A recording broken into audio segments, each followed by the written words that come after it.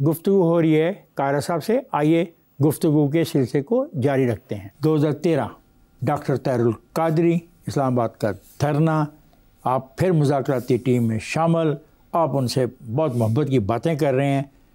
क्या ये धरना मुल्क में हकीकी तौर पे आइन और कानून की बालादस्ती के लिए था या ये महज एक तकरीबी कार्रवाई थी? कार्रवाई थी, लेकिन हम उस वक्त क्या कर सकते थे? यूसुफ रज़ा गिलानी की बरतरफी के बाद वजारत उस्मा के लिए आपने भी कागजात नामजदगी जमा करवाए, लेकिन बाद में राजा परवेज़ अशरफ वज़ीर आज़म बन गए। क्या आपके ख़िलाफ़ कोई साजिश हुई थी? गिलानी साहब को जब अदालत ने एक गलत फ़ैसले के नतीजे में डिस्क्वालीफाई किया तो फौरी तौर पे हमने जो नए प्राइम मिनिस्टर का फ़ैसला करना था, तो हमारा ये व्यू था कि जनूबी पंजाब से हमारे प्राइम मिनिस्टर थे गिलानी साहब, लिहाजा अब जनूबी पंजाब से ही अगला कैंडिडेट होना चाहिए। तो मखदूम शहाबुद्दीन साहब को अगला कैंडिडेट बनाया गया और उनके कागजात जमा कराए गए। बल्कि खुर्शीद शाह साहब और मैं, हमने सुबह सुबह जाके वो कागज़ जमा कराए, वो तैयार कराए और फिर जाके जमा कराए, और राजा परवेज़ अशरफ साहब के कागज़ कवरिंग जमा कराए। अब ये बड़ी दिलचस्प बात है। अब हम कागज़ जमा कराए, सेक्रेटरी के कमरे में खड़े हैं, एग्जैक्टली ये डीटो आपको बताता हूँ, यूँ खड़े हैं, कागज़ जमा करा के सेक्रेटरी असम्बली के पास जमा कराते हैं ना, और ये राजा साहब भी और मखदूम साहब उस वक्त प्राइम मिनिस्टर के प्रोटोकॉल के साथ मूव कर रहे थे, क्योंकि रात को फैसला हो गया था और उस वक्त सारे हमारे साथी हमारे साथ थे इत्तेहादी। अब सिर्फ एक फॉर्मेलिटी रह गई थी ना कि हाउस का अजलास होगा, डिवीजन हो जाएगी। हम वहाँ खड़े हैं, बाकी लोग चले गए नीचे मीडिया अटैक करने। नवीद कमर साहब, खुर्शीद शाह साहब और मैंने कहीं जाना था। शाह साहब अचानक, और डॉक्टर अजरा फजल साहिबा, हजरत साहब की हमशीरा, वो भी वहाँ खड़ी थी, साथ थी। टीवी चल रहा था कोने में, वहाँ पे एकदम खबर फ्लैश हुई कि मखदूम शहाबुद्दीन के वारंट गिरफ्तारी जारी हो गया। उन्होंने कहा भाई ये देखो क्या। मैंने देखा, मैंने कहा जी ये तो काम ही ख़राब हो गया, ये क्या हुआ?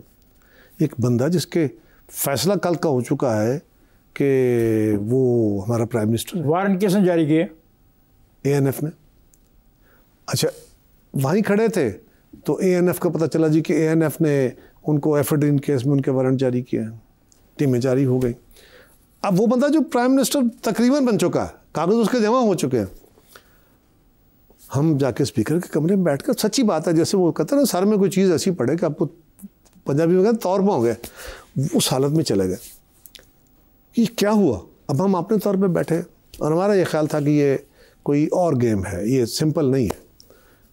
वहाँ से उठ के हम प्रेसिडेंट हाउस चले गए, हम तीनों।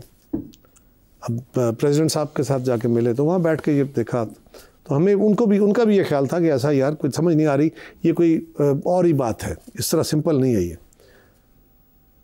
अब ये था कि राजा साहब के ऊपर भी कुछ इल्ज़ाम थे, तो खुदा कहीं ऐसा तो ना हो ना कि इन पे भी इल्ज़ाम है, इल्ज़ाम ही थे ना, कुछ सज़ा तो नहीं हुई थी, और उन पे भी कुछ केसेस बनाए गए थे या इल्ज़ाम थे, तो कहीं उनके भी वारंट जारी हो जाए।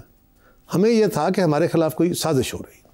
तो फौरी तौर पे फैसला हुआ कि एक बंदे के, सदर साहब ने कहा खुर्शीद शाह साहब को कि ऐसा बंदा कोई किसी का कागज़ जमा करो जिस पे कोई इल्ज़ाम ना हो, ताकि अब पता नहीं क्या आगे सूरत हाल बनती है। तो मेरे कागज़ भी जाके हमने जमा कराए, वो फौरी तौर पर अब फौरी हुआ ऐसे ही, कागज़ जमा कराए तो मेरी खबर चल गई कि वो आ।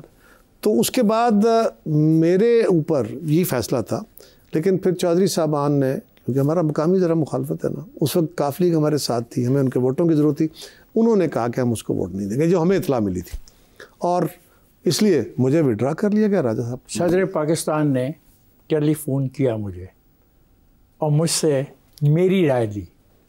आपके साथ साफ जाहिर है कि मुझे अकेले को तो नहीं किया होगा, नहीं, वो आपके साथ बहुत से लोगों को किया होगा। वो आपके साथ उनका एक मखसूस खास उस ज़माने में उस टेलीफोन पर, नॉट मोबाइल पे।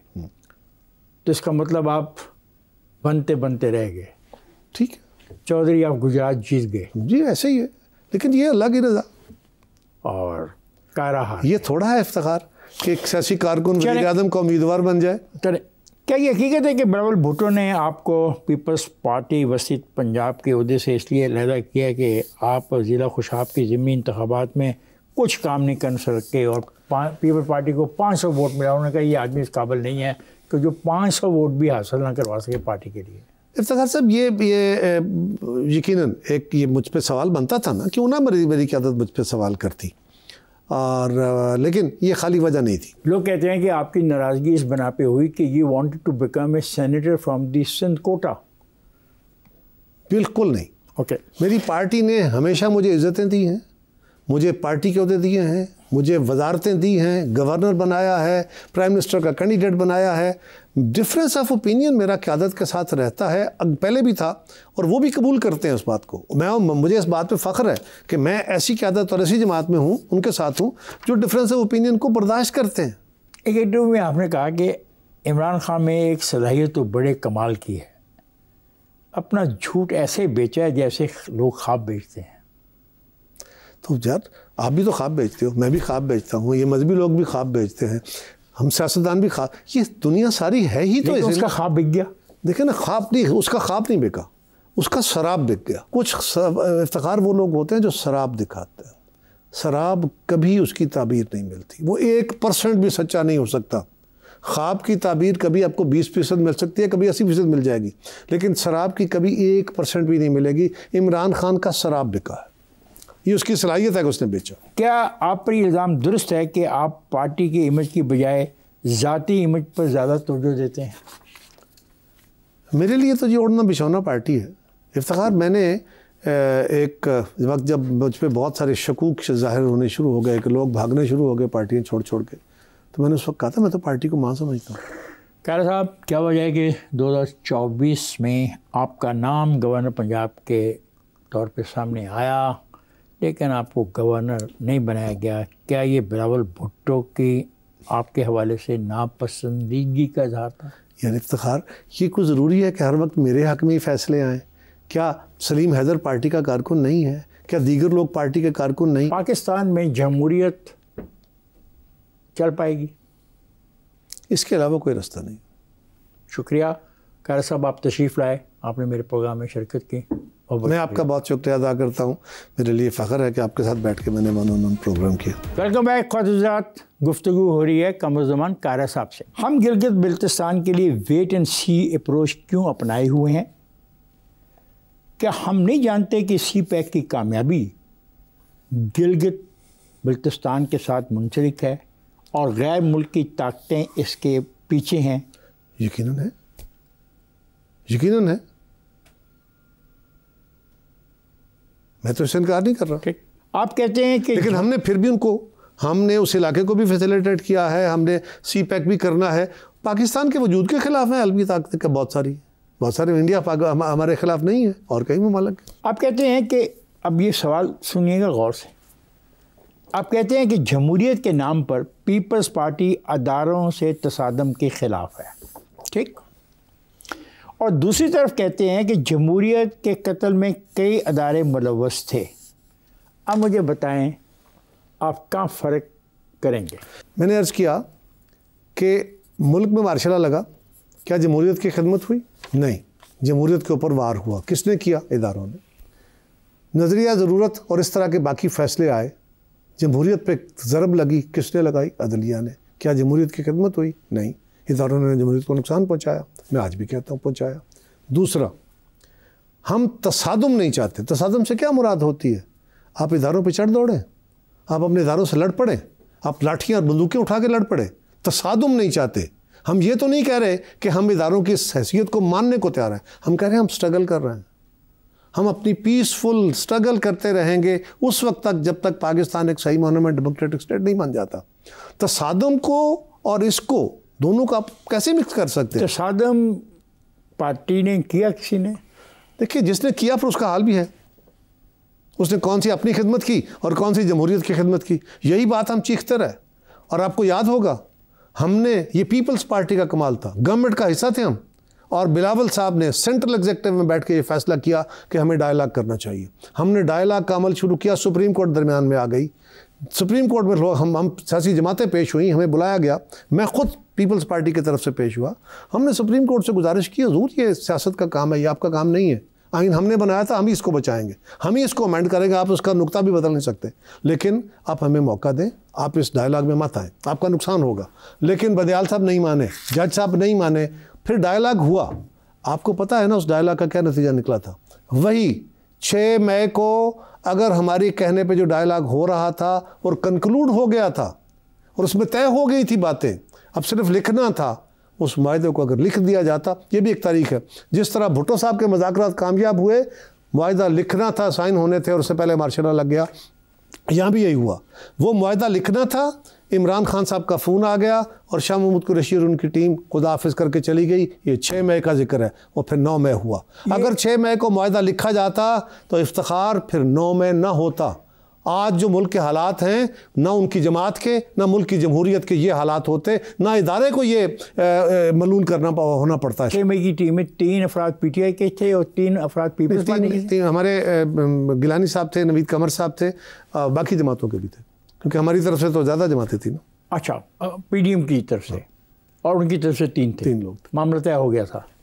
मतलब आप उनसे पूछिएगा, यानी ये 6 मई से पहले 3 मीटिंग, मतलब मैं फिर किसी किताब का इंतजार करूं कि कोई किताब मैं बता देता। उसमें कोई छोटी सी मीटिंग तो थी नहीं ना, किसी बंद कमरे में, तो काफ़ी सारे लोग थे। अच्छा, फैक्चुअली क्या हुआ था, मीटिंग हुई, एक दिन हुई, दूसरे दिन हुई, तीसरी मुलाकात में ये चीज़ें तय हो गई। अब बेसिक कजिया क्या था, क्या हुआ?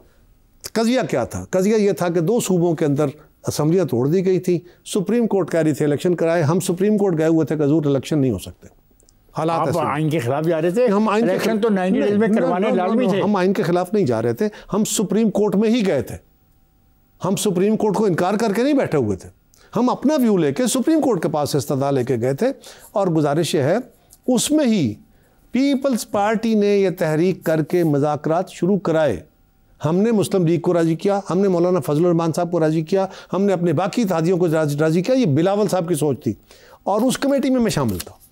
हमने जाके उस डायलॉग को शुरू किया। सुप्रीम कोर्ट ने हमें 1 हफ्ते का टाइम दिया कि 1 हफ्ते के अंदर डायलॉग कम होते हैं, जो भी आउटकम, अगर डायलॉग के नतीजे में कोई फैसला हो गया तो ठीक, अगर नहीं हुआ तो ये जो डेट दी हुई इस पर इलेक्शन होगा। मैंने बाहर निकल के, मेरा रिकॉर्ड पड़ा होगा, निकालिए आप अपने आर्काइव से, मैंने बाहर आके मीडिया से कहा था, मैंने कहा डायलॉग का फैसला तो हमने कर लिया था पहले ही, लेकिन अदालत ने इमरान खान को वीटो दे दिया है। मुझे पूछा वीटो कैसा?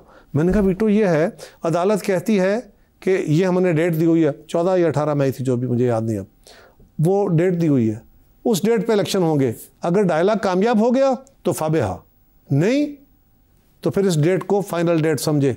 और इमरान खान भी कह रहे थे कि उस डेट पे इलेक्शन कराओ। मैंने कहा इमरान खान, अगर हमारी अब कामयाबी की सिर्फ एक सूरत है कि हम इमरान खान की बात माने तो 14 मई को इलेक्शन होगा, हम उसकी बात ना माने तो 14 मई को इलेक्शन होगा। तो वीटो उन्हीं के पास हुआ ना। तो उसको जब ये तय हो गया कि सारे मुल्क में इलेक्शन एक दिन होगा, यानी 2 सूबों का इलेक्शन अलग नहीं होगा, ये तय हो गया कि आप तैयार थे। बाकी जो मैं आपको डेट बताने लगा हूँ। नहीं, माय क्वेश्चन इज डिफरेंट। मैं बताने लगा हूँ, बाकी आप मुझे बोलने दें, देखिए मैं आपको डेट देता हूँ। नहीं, मैं डेट ले रहा हूँ, लेकिन इसमें शामिल था कि जो 2 सूबाई असेंबली वो भी डिसॉल्व कर दी जाए, कौमी असेंबली भी डिसॉल्व कर दी जाए। एक दिन पूरे मुल्क में इलेक्शन कराने से मुराद यही है ना, लेकिन मैं आपको उससे पहले थोड़ा बता देता हूँ।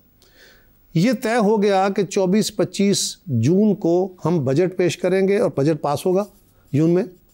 और हमारा ख्याल था कि बजट पास होने के बाद कुछ दिन, 2 हफ्ते तक, यानी मिड जुलाई तक ये गवर्नमेंट चलेगी और उसके बाद असेंबलियाँ डिसॉल्व हो जाएंगी। PTI का ये मुतालबा था कि नहीं, 30 जून को करें। अल्टीमेटली 30 जून को मान लिया गया कि हाँ ठीक है, हम 30 जून को असेंबलियाँ डिसॉल्व कर देते हैं। पीपल्स पार्टी का ताफुज़ था, हमारा क्या कसूर है, हमारी तो सिंध में गवर्नमेंट क्यों तोड़ने हम, लेकिन ये फैसला हो गया। मुस्लिम लीग भी शामिल थी, मुस्लिम लीग भी, हम भी, सारे लोग शामिल थे यार। हुकूमत की तरफ से कमेटी आई थी, वो कौन कौन थी? उसमें शाह महमूद कुरैशी थे, उसमें अपने अली जफ़र थे और शायद फवाद चौधरी थे। मुझे फवाद, लेकिन मैं आपको एक दिलचस्प बात बताता हूँ। इस कमेटी में ये तय हो गया कि ओके, एक दिन इलेक्शन होगा सारे मुल्क में, और अगर हम 30 जून को असेंबलियाँ डिसॉल्व करते या 1 जुलाई को कर देते तो उससे आगे 90 डेज़ में इलेक्शन हो जाता, यानी अक्टूबर के अंदर इलेक्शन होता। ये तय हो गया सब कुछ। तो फिर क्यों नहीं हुआ? सुनो ना, अब लिखा जाना था, क्यों नहीं हुआ? फ़ोन आता है, शाह महमूद कुरैशी साहब उठ के फ़ोन सुनने चले जाते हैं। ये सेनेट के उस लाउंज के अंदर हो रहा है, जो उनका है बुफे लाउंज, उसके कोने में खड़े होकर काफ़ी देर फ़ोन सुनते रहते हैं, फिर दूसरे कुलीग को बुला लेते हैं। वापस आके वो कहते हैं कि हमारी लीडरशिप की, यानी खान साहब की इंस्ट्रक्शन हमें आई हैं कि अगर आप फौरी तौर पे असेंबलियाँ डिसॉल्व करने को तैयार हैं तो बिस्मिल्लाह, वरना हमारे मुज़ाकरात करते हैं। उन्होंने कहा भाई आपसे तय हुआ है सारा कुछ। उन्होंने कहा जी सॉरी, मेरी इंस्ट्रक्शंस ये है, ये तारीख है भाई, इसीलिए तो हम चीखते हैं कि 6 तारीख को अगर वो मुआहदा लिख दिया जाता, पेन डाउन हो जाता, तो फिर 9 मई ना होता। मुमकिन है 9 मई को वो कामयाब हो जाते। यार देखो ना, ये बात तो 9 मई की नौबत ही ना आती। नहीं, मुमकिन है वो 9 मई को कामयाब हो जाते। ये अलग बात है, उनकी प्लानिंग का अगर हिस्सा था तो वो और बात है। अच्छा, अगर मैं इस बात को समझूं तो फिर यही है कि उन्होंने 6 मई को जानबूझ के विड्रा किया कि ये तो बात ख़त्म हो गई है, लिहाजा इसको तो इससे निकलो और 9 मई करो, फिर यही हो सकता है। कारा साहब, आपने मुतालबा किया मुस्लिम लीग से कि 1990 में जो मैंडेट चोरी किया उसके लिए वो माफ़ी मांगे। ये मुतालबा है आपका एज ए वज़ीर। अब मसला ये पैदा होता है कि ये सवाल आपको क्या करना चाहिए था, क्योंकि इससे पहले तो आप चार्टर ऑफ डेमोक्रेसी पे अपने मामलात को तय कर चुके थे। कुछ वो बातें जो हमें नहीं कहनी चाहिए, नहीं कहनी चाहिए, वो कह जाते हैं, या उसका असलूब जो है, ये बात अपनी जगह कि माजी में मुस्लिम लीग से भी गलतियां हुई, हमसे भी गलतियां हुई। लेकिन सर, जब एक फैसला हो गया, एक एग्रीमेंट हो गया कि बस अब आगे चलना है, तो फिर आपको इतने साल के बाद दोबारा ये ताना देने की क्या जरूरत पड़ी? हो सकता है किसी तकरीर में बंदा जोशे खिताबत में कह गया हो, लेकिन मेरी क़यादत ने तो इस बात को नहीं लेके चले। हम तो उसको मान के चले कि ठीक है।